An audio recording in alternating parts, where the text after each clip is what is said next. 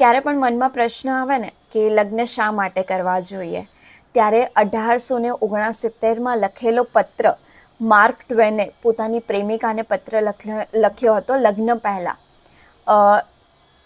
એની થોડીક લાઈન સાંભળીએ આપણે કે એણે પત્રમાં શું લખ્યું હતું લગ્ન વિશે. તો 2 અલગ અલગ ટુકડાઓમાં જીવાઈ રહેલી જિંદગીને લગ્ન એક સંપૂર્ણતા બક્ષે છે.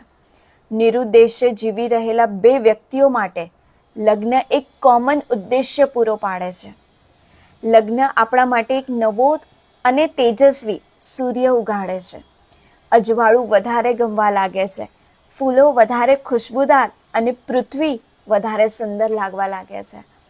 કંટાળાજનક જીવતરમાં આવનારું એક રોમાંચક રહસ્ય એટલે લગ્ન. એમાં એ પત્નીને લખે છે કે આ વિશાળ અને ગુડ વિશ્વને આપણે બંને સાથે મળીને સમજવાનો પ્રયત્ન કરીશું.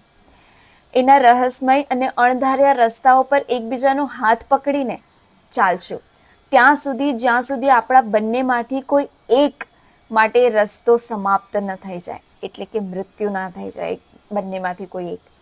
જીવનભરના કમિટમેન્ટને બર્ડન ન સમજતી, તું એક ગિફ્ટ સમજજે.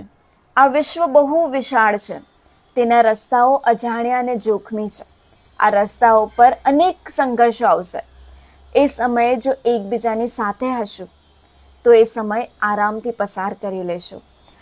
અને કદાચ એટલા માટે જ લોકો લગ્ન કરતા હોઈએ છે કે જીવન જીવવું જ્યારે એકલા જીવન જીવીએ ને ત્યારે બહુ અઘરું લાગે છે, પણ જો કોઈ સાથે હોય ને તો એ જીવન બહુ સરળ અને ઇઝીલી પસાર થઈ જાય છે.